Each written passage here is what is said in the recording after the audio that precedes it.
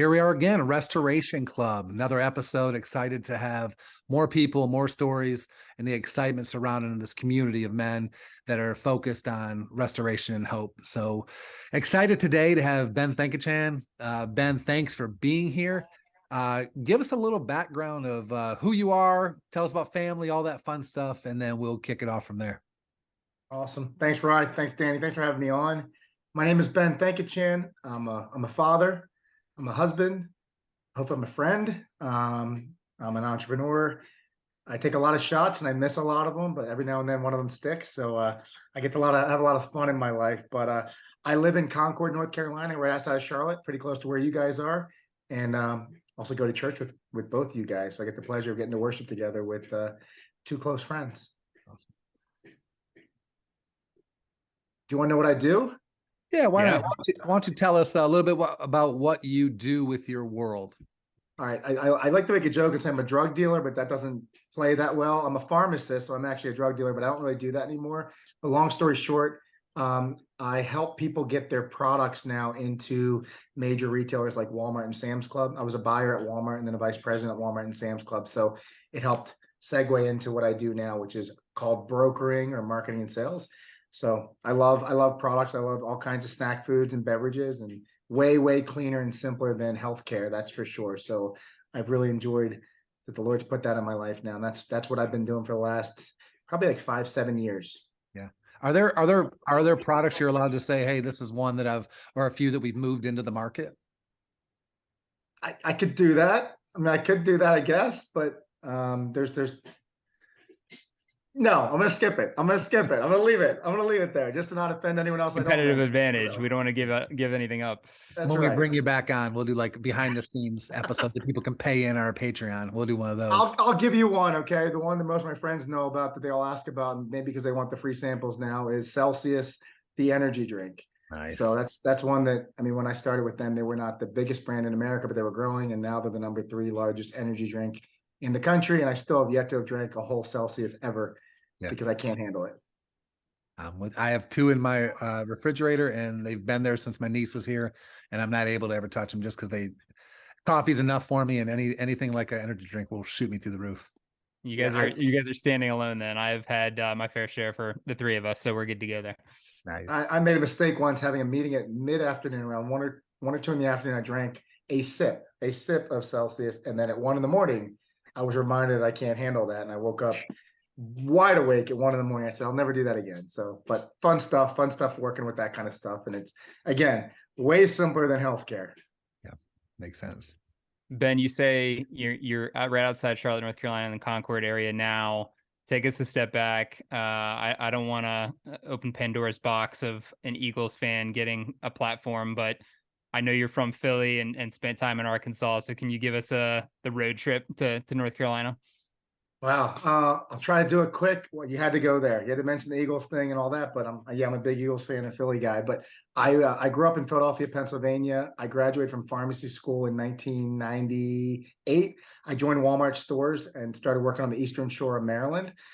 Became a pharmacist, then a district manager, and then moved to the corporate office in Arkansas back in early 2000, maybe 2003. Did government relations and compliance for them for a couple of years. And then I moved back to Pennsylvania, took over operations for Sam's Club in the Northeast. Then I helped create a talent acquisitions HR team. So did a lot of recruiting, college recruiting for healthcare, and then ultimately jumped into the buyer job that turned into what I do now. So I became a buyer for health and wellness products. So I bought a $1.5 billion category. Then I moved into a vice president job, pretty big job there at Walmart. The Lord rocked my world, completely with the birth of our daughter, and caused us to decide to walk away before it got too good. But we made a faith jump, moved about 2 years into that role, moved to Charlotte, North Carolina, left Walmart behind, joined a private equity firm to try to help create brands and things like that. I did it as well as I could and learned a lot of lessons over the next couple of years. But that's how the Lord got me here to where we're living, and we love it. And we honestly, unless the Lord calls us overseas, which he could very well do, to the mission field, we don't want to go anywhere else. We love this place. We love being here. We love almost everything about it. I mean, we literally are the church, especially we're part of, really is a major reason that we love how the Lord just created this crazy story. But that's how we ended up here in Concord now. It was Huntersville. Now it's Concord, North Carolina. Nice. So you talk about being a drug dealer, pharmacy, recruiting, government relations, buying. I mean, is there one thing that you feel like has kind of harnessed your passion point in the corporate space, and why? I mean, I feel like the thing that I was actually talking to somebody about today, I think the thing that the Lord showed me, especially when I got into a buying role, I got to really, one, see things in a whole new way. I got to learn a ton. I got to be exposed to a lot of people, but I learned how much I just love product and I love people and I love growing things, period. So it was really interesting being on the one side, the power side of it, where you used to make decisions over people that bring you product. But it really intrigued me and say, how do you do that? How do you really create something that didn't exist? Or how do you create white space or meet white space, right? Something in the marketplace that's missing and create a solution and then turn it into something that could turn into revenue. So I love the idea of it. And then I jumped to the outside and realized it was about 10 times harder than I ever expected to do it and do it successfully. But I feel like a lot of that, the things I love or things that bring my passion alive all came together in that type of a role.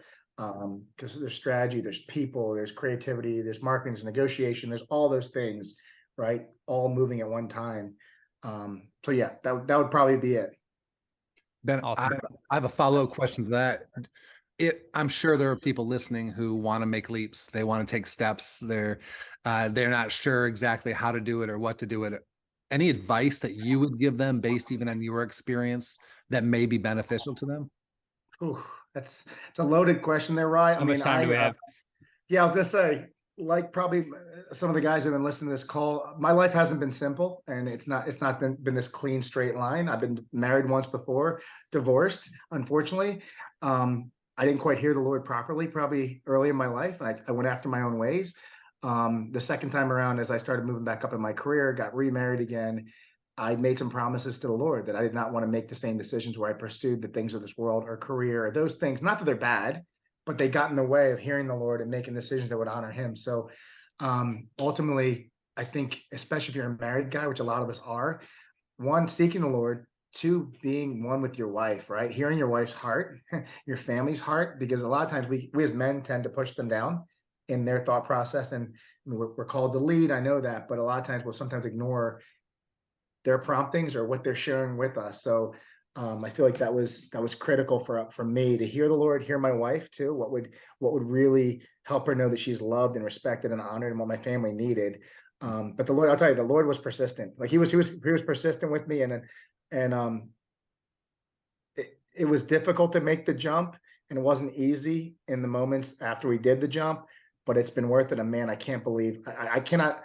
I wish I'd done it quicker. I wish I'd done it sooner, because he's given me the richest life, period, as a result of taking that faith jump. And really, it's created a story. I think God loves stories, creating stories for us, right? And they're not all easy and simple, but they create a testimony too. We have a lot of testimony in our life. Yeah.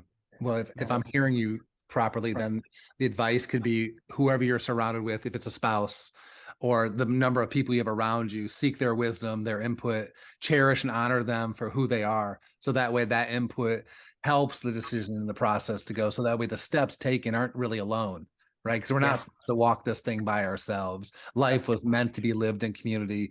Life was meant to be together with other people. And it's with that intention, and we can do those things. I think that'd be great advice for anybody wanting, to take a step in the whatever role they're going to or whatever move they want to make, to take it alongside people who can offer good input into their life. So solid. And I love, especially when you're surrounded yourself with people of the Lord. I mean, he's not there to trick you, and the Lord's trying to guide you in his ways, and you'll hear him, and he'll be consistent, right? So you surround yourself with the right people. I'm not saying you're not around non-believers. We should absolutely be salt and light in the world. But I think the people that you keep closest, those people that have your ear, should be people that hear from the Lord, that you're aligned, right? You're of one spirit. So I love that. And trust me, that the Lord did plenty of that. Yeah, it's a good word. That's a great segue, Ryan. You talk about building community. I'm going to add a little bit of my story here. I've known Ben for not quite 4 years now, and met him at the church that we attend. But one of the first times I got to hang out with him, and one reason I think probably all three of us are on this podcast episode right now is because, if I take pride in anything, I think all three of us are connectors, and we want to build community. And I think it was literally one of the first few weeks after I had met Ben, he actually invited a group of people to a backyard pool party, and my wife and I were so desperate for community we literally had a 2-week-old with my mother-in-law in town and said, we're going to be there just because we wanted to get around people. And Ben was one of the first people that kind of launched us into a community that we still hold today, which is amazing. But Ben, I know you know that, you know, a heart that we have behind Restoration Club is community too, and using the game of golf to create a broader community amongst men.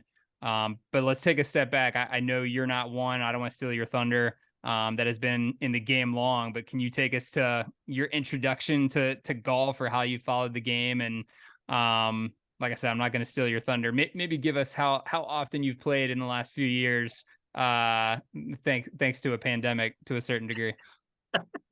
Yeah, I'm not one that's played a lot of golf until the last few years. And honestly, I stayed away from it, right? I was confused by the game. Danny, I told you that a couple of weeks ago. We're at the Wells Fargo event, and I'm more confused than I've ever been with all the rules and what I don't know that's changed and all that. But I love the sport. But I quite honestly played probably 2, 3, 4 times in my life before the pandemic hit.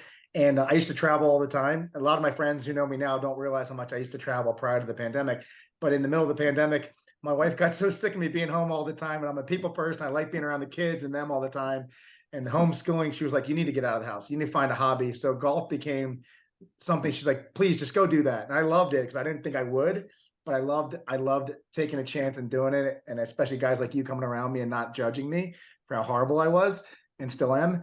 But I loved it. So that's how I jumped into it. And quite honestly, during the pandemic, I went from never playing ever to, with all the free time I had, I mean, I may put in 30, 40 rounds that in a year. And there were days I double dipped and almost triple dipped and played 2, 3 rounds just because I was enjoying it and different people wanted to play. So it became really fun. And I've really, it's become a part of my life to the point where we're looking for a car. And it's weird to think one of the second most important thing I'm thinking about when I'm buying a car is, can it fit golf clubs in it, which never would have hit the radar 3 years ago.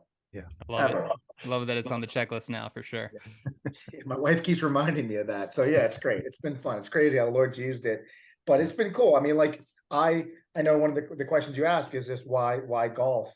And for me, it's been really cool. Growing up, I'm kind of like you guys. I played a lot of sports. I love playing basketball. My time that I really connected with the Lord was always one-on-one, alone on a basketball court. I would just hear the Lord. It was just me and him. When I needed to just hear his voice, I just spend time there shooting free throws, whatever. I don't do that as much anymore. I'm trying to save my knees, dad bod, all that kind of stuff. But golf for me has created a space, an environment that I get to be still and know that he is God. I get to go out there, and it's probably the quietest place I am most times is on a golf course for very many reasons. So I love that. I love being outside. It's amazing just being outside. For when you play with me, it's going to be 5 hours just because of the way I play. So you're going to have a lot of quality time. You're going to be outside. So I love just being out there and just, I mean, most golf courses are beautiful. I don't care. The worst ones are gorgeous still, right? Like there's nature, there's water, there's birds, you name it. So I can't get over that. I never get over that kind of stuff. If I do it well and I'm doing it intentionally, it's uninterrupted, right? You're playing for 4 or 5 hours. You're with somebody else in the golf cart generally. Generally, it's another guy or it's my daughter. So I love it no matter what. It's uninterrupted, intentional time with somebody you want to spend time with. So I love that. And then it's also a cool place. Every now and then you get jammed into a foursome with people you don't know, and you're kind of like, it's awkward. What do you do? I am a connector. We figured out pretty quickly how you connect with these people. And Dan, you've seen it more often than not. If we're being true to ourselves, the Lord's going to come into our conversation, right? So I hope that I'd be more and more transparent in that, because I'm not going to impress him with my game. Like maybe one drive out of 18 might impress him, but the rest, it's how do I open up a conversation that might be meaningful with people. So I just love that. I love connecting with people, even in some place where this thing that brings you together, something you all enjoy, is great. And I'll be honest, I've heard a lot of people share a lot of things. It's kind of like a hairdresser. People share things on a golf course. You're like, whoa, where did that come from? But they express sometimes deep things just because they feel comfortable being out there and they're open and they're trying to relax. So all those things make it a great space. And I feel like a safe space in a lot of ways. I would say that you nail that point, Ben, that when we were talking with Dave Baisden on a previous episode, the idea that men are seeking, like you said, a safe space, that they want a conversation to open up because they don't always find a place to have that. Now, on the random stranger is always going to happen. It might not. Just depends on how you lead a conversation. But when you're Yeah. with your friends, and the number of times that Danny and I have been over there and we've been riding around in a golf cart, we've had deep conversations from everything from just family life, raising kids, work, everything in between has really had powerful impacts on the rest of our path. So we're looking for those things, right? Because maybe, and I would challenge everybody, yeah, go see a therapist too. But it's great Yeah. therapy to have great, good men around you who can actually lead and give you good word into your life. I think that's powerful.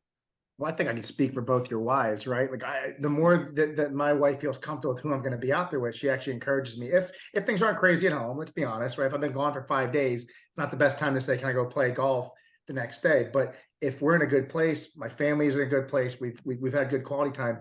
She looks forward to me and Danny going out there and playing because she knows it's gonna be time together, somebody I love, but in the Lord time, right? So there's time for encouragement. So it's something where she's got my back, pushing me to do it rather than saying, "Oh, he's just going and doing something that's athletic that he wants to do for himself." So I think that if we're intentional about it, it's great. Like Danny knows this. I'm very specific sometimes about who I play with because I don't want to waste 5 hours with somebody where it's time at the end. I'm like, we didn't talk about anything important. I want to play. I don't want to distract them, but I'm like, man, like let's talk about what's real here because we got 4 or 5 hours uninterrupted. But let's get on the level. And I love that. When I get that, I'm drawn to it even more. Yeah. And I'm drawn to those people to have those conversations. And I've had people pray over me. I've prayed over other people. We've talked about things that we get to follow up on later, but it opens up other conversations and opens up other levels of relationship. Doesn't That's it such a great point. doesn't it Yeah. change the round too? Like when it used to be playing golf, I would feel like, man, I'm waiting on the tee box for the group ahead of us. Ugh. But then I said, well, why don't I take advantage of this time together I have with these other guys and just let's talk. Let's really find out what's going on. Let's really share some really deep things and really just open up and be who we are naturally rather than the mask and the fake of sometimes who men try to be, right? We always talk first. First thing we always ask is, what do you do? And then we Yep. judge that and see what that really means. But the truth is, we get the opportunity to really stand there and say, okay, those guys are slow ahead of us. That's perfect. Because now I got more Yep. time with you and it's going to be a good follow through conversation. And Ben, you make Great. such a good point that I feel like for a lot of us men stepping into those situations, it may feel like work initially to kind of push down the wall and get to that point of just being real and creating that safe space that we talked about. But at the end of the round that you kind of spoke on it, you're being filled up too. You're walking away with something different than hoping you got a couple birdies out there. And then it's also moving the relationship along to where when you come back to that opportunity to revisit with that person, whether it's on the course or not, you feel like you know that person better and you can follow up on things just like you said, as opposed to kind of reliving what your shots were the last round. It means a little more. It has a little more purpose, which we started to touch on. And one thing I wanted to kind of ask you about, Ben, you touched on it briefly. And one thing I think we haven't really talked about a whole lot in previous episodes just yet, not that we won't, is, I think this will intentionally continue to be a group of men pushing each other and growing that community. But you talked about the joy, and I know you can hit on this more than I can, the prompting of your kids wanting to get out there with you and what that kind of brings to the table. And I think as dads or as men, it's hard to be patient or move away from, hey, I'm going to go out there and be competitive with myself and score a low score. But again, coming back to that intentionality of relationships, what does that look like for us to pass that on and enjoy the game with our kids and kind of create a built-in activity that we can grow with them in? What does that kind of look like for you? Yeah, it's a great question, Dan. It's been really cool for me watching as I've started to fall in love with the game. My kids have started falling in love with the idea of whether it's playing or just being with me. Like, where else can you find with the drive? Let's be honest, you're talking 5 6 hours, right? If it's with a kid, you're gonna have Italian ice, food, something in between too. Like, but 5 6 hours uninterrupted with your child, right? It's precious. And sometimes it's more so they just want to be with you, and it's out there in nature. It's beautiful. The conversations that open up are amazing. Like, I love riding. This my daughter Lily. She always wants to go golfing, gets jealous when anyone else is playing with me because all she wants to do is drive the golf cart. Doesn't want to swing a club ever. She wants to drive the golf cart. And maybe it's wrong. Don't tell anyone, get me in trouble. But at the age of 8, she's driving the golf cart. And I'm just sitting there and she's learning to drive. She's getting over her fear, but she's with her daddy, right? And we're talking through all the things. And generally by about the 6th, 7th, 8th hole, things come out that I wouldn't get otherwise. She's just sharing, asking me a question. Why did this come up? Daddy, this. Can you tell me about this? I love it. Or so it's beautiful to me. I laugh still sometimes when I come back from playing. My kids are always like, Daddy, how'd you do? Did you break 100? Did you do this? Yes. Did you break 100? That's a big deal for me. But like, there are times I've come home, and especially when my wife is there, Liz is there, and my kids asking, and the first thing I'm telling them isn't about a hole or a shot or hitting a ball 280. Maybe I've done it once. It's, oh my gosh, you'll never believe what happened. I'm playing with so and so, and this conversation came up, and this is the Lord did, or this what, oh my gosh, Lord confirmed this for me. Like, it's not every time, but the Lord does that quite often. Where I love it. Like, that's life giving for me to be able to share that. Plus, for my kids' experience, it's not just about Daddy going out and playing a game. He's just trying to get away from you. Yeah, if I'm away from him, great. But there's hopefully more going on than just that. But getting it with my kids, I love it. I absolutely love it. I look forward to it. It's one of my favorite ways to connect, especially with my daughter. It's been really, really cool, seeing how much she enjoys being out there, and just will push aside other things. And quite honestly, I haven't been able to figure out how to push them aside if it's not for golf. If I say I'm gonna go golfing, Daddy, can I come? Versus she's picking other friends, other things. So I'll use it. I'm a good negotiator. I'll leverage that. I like it. Absolutely. So Do you Ben, have a- you Go ahead. I was just gonna say you kind of hit on your introduction golf to a certain degree, or the uptick in consistency of being out on the course. Can you take us back to maybe your introduction to Restoration Club? I know you can hit on being in a room with us last February too. It's funny, Danny. I'm not me. For those of you guys that were there, it was I felt like such an imposter, and I still do, being in that room. And I'll never forget sitting in that beautiful church as we're sitting there the night before we're about to go out and play in Pinehurst, and it's this gorgeous environment. Everyone's all decked out in their golf stuff, and they're using all these terms about golf that I'm taking notes, trying to figure it out. And you're gonna all share, what does golf mean to you? And I'm like, holy smokes, what do I say here? Like, I'm just learning the game. But Danny asked me to come to this thing that has to do with golf and other guys, and I'm like, guys, golf, cool, I'm in.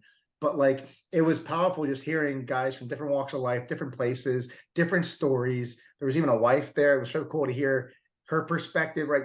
Just things like that. It was cool to just hear that, to say, man, this is yet another way, especially if you're a connector, so I can connect with others through this, right? This is another way to open up with others and connect with them. But it was crazy. I felt like I was like, I don't even know how to be in this room with everybody who know a lot of these golf courses, played all kinds of places. I'm just learning or trying to get into this. But it was cool because we had something in common, and got to enjoy the next couple of days, quite honestly, together. And then we've been connected since, which is really cool. Without being in the same space, we've been connected since, which just kind of seems like there's a brotherhood. You got a brotherhood of people that are fighting for you and with you. And we've had some text conversations where people just are very transparent. I love it. Like, I met you guys one time, some of you, and you're asking for us to pray for things, or you're battling through something, and you're like, man, probably half hours ago, man, I'm feeling the same thing. I just didn't want to share it. Like, I can pray into that, right? So I know that. So I think it's a really powerful thing, and it's a way of using something. I think the world can sometimes twist the game of golf and what people associate with it, and how much people use it as an escape can be redeemed. And hopefully that's what we're doing. Like, hopefully that's what we're creating a way to redeem this in such a beautiful way, to make it something, and not holy, but make it something the Lord's saying, I'm in this, I'm a part of this. But it was cool. I appreciate you being gutsy enough to invite me and not tell me much about it, Danny, because I was like, man, this is crazy. But it was fun, it was exciting, and I'm glad to be a part of RC. That's awesome. Yeah, we've hit on it. Go ahead, Ron. No, it made me think, Ben, when you were saying the redeem piece, right? And redeem is to restore, and hence Restoration Club, and what that means for the reclamation project, to reclaim it all and say, this is really the true intention, that golf was intentionally built this way, even though it's been taken off and used as a party vehicle or an escape route from dealing with the real world. But we can actually have it as beautiful rolling hills, the obstacles in front of us, a rolling green, all the different pieces of a golf course and experience in golf. But we can also take that and recognize what that does in our real life experience. So we take that, we're restoring it and we're reclaiming it back, and rather than letting it continue down a path that isn't for us. You know what I mean? So it's cool you even brought that up. Right, it's cool. I've even been a couple of times. I haven't played a lot this year, but a couple of times I've been invited to play with somebody because of the game of golf. You can invite guys, and most of the time they play golf, they're going to play. They're cool, right? As long as it's one person they like. But you can have non-believers, believers, people that come together, and it's like, we get to control the environment as much as we want. Let's talk about what we want to. Let's discuss. Let's open up a combo. Let's connect with people. So it's cool because there's times I get together with my brothers in the Lord. There's times three of us might be, people that know the Lord, one might not, who knows, but it's a chance to do something in common, kind of like playing ball back in the day used to be for me, like in basketball, right? But you're now on the level. So I love it. I think it's a beautiful thing. I'll share a story with you guys later as we talk through favorite golf memories that the Lord just showed me, kind of ties right back to our name, which is really, really cool. You might have set us up perfectly there. Yeah. One thing I was going to say before we get into that, and quick shameless plug, if anyone listening is not on our Discord channel, I highly recommend you guys checking that out. It has all of the local chapters that are popping up. It feels like a new one every couple of weeks is popping up. Guys are saying, "Hey, I'm in this area. This geographic channel is the closest one to me, but I'm a little further out. Let's start another one." So we love seeing that happen. I love jumping in those that I'm not even near to see people talking about, "Hey, I'm going to go play this course. Who wants to meet up?" And that's exactly what we want. We want guys to be intentional to talk about getting out there together. But Ben kind of hit on it. There's literally still a text chain from the group that was in Pinehurst together last February. So it's been, a year plus going on now that people just chime in and keep asking for prayer requests or just to give life updates, which is just fun to see. And we want to see that continue. But now, Ben, you kind of hit on it. That's one question we want to ask every single guest is, what is your favorite golf memory that doesn't involve a golf club? I feel like I'm allowed to cheat because I haven't played as much as golf as a lot of the other guys. So I'm going to give you two, Danny and Ryan. Okay. The first, it would be at Highland Creek. I don't know if it was 6 months ago. I'm out there with my beautiful daughter. At the time, she was 9, Lily, and she's driving around the golf course. We're playing. There's threat of rain. It ends up raining on and off. We get to almost the 18th hole. If you remember that 18th hole at the end, guys, you're hitting over the water, right? And the heavens, it was like Noah's Ark. I was expecting to pop up. It was just pouring. And I'm like, do I quit? Do I stop? And I was thinking, my daughter's dealt with anxiety or fear over the course of her life. It's part of our story up to a point. And saying, no, Daddy, do it. Let's go. And she's literally like, let's go. I hit it. She's laughing. We're running in the rain. We're getting drenched. I finished. I think I actually parred it somehow in the rain, which is miraculous. And then we jump back in the car right off. And she was so, instead of fear, there's thunder, there's lightning, all the things that normally in the past would have created so much fear. She was so excited. She was drenched. We did it together. We overcame. And when we came home, she just couldn't stop talking, telling her mom about what happened. And it just brought me so much joy.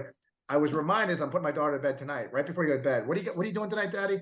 I'm on with Ryan and Danny doing a podcast.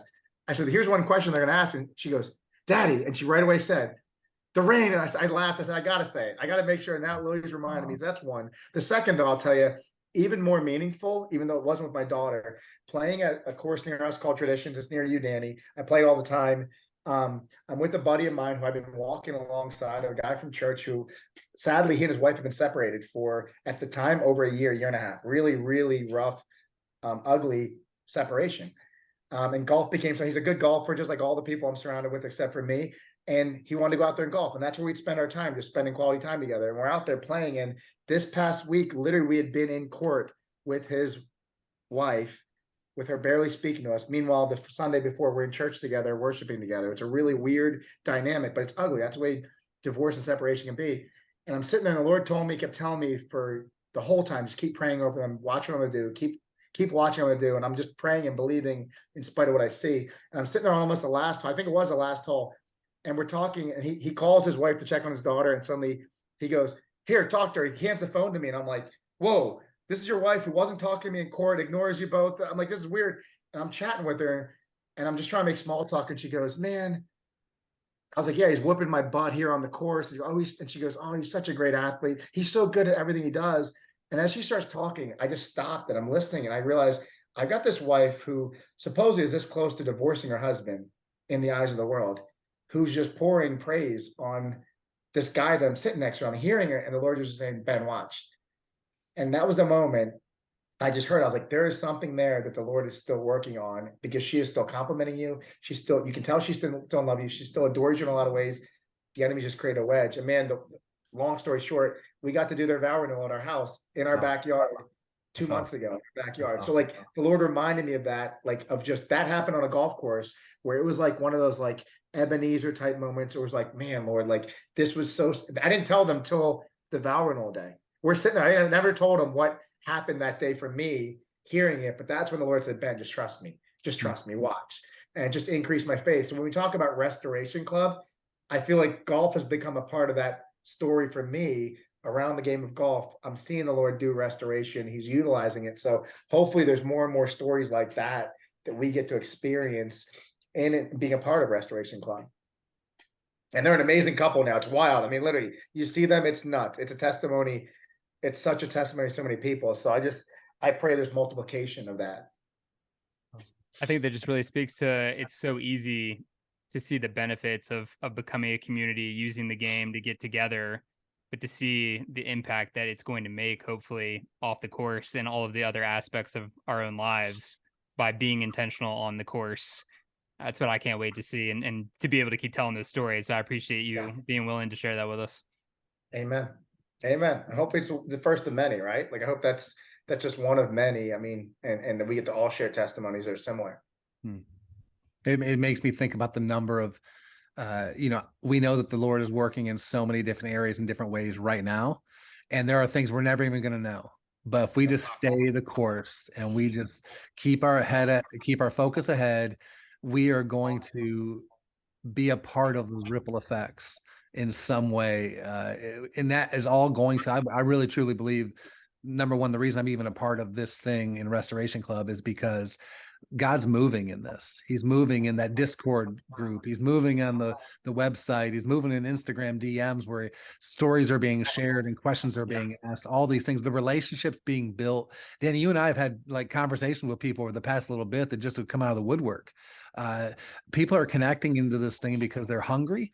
And it's not just hungry for golf and guys. That's really not the only thing they're really hungry. They're hungry for the hope that's found in Jesus. Like that may sound scary to some people, but it's the fact. It's there. There's no way around. I mean, Ryan, I've said this to people at times, like we're males, right? All three of us are males.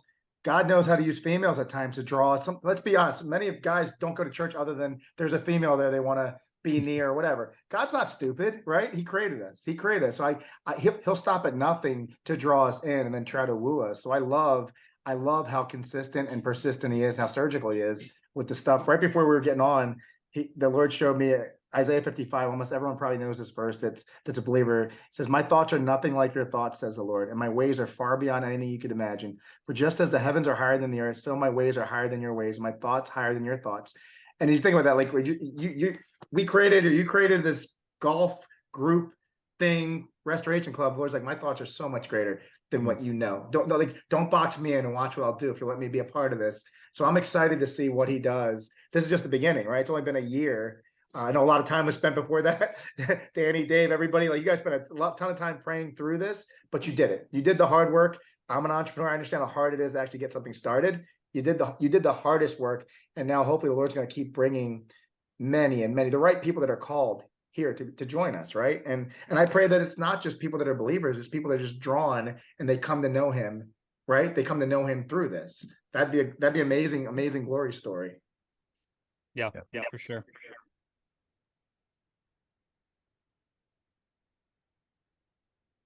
Ryan, we want to wrap us up, or how we want to do it?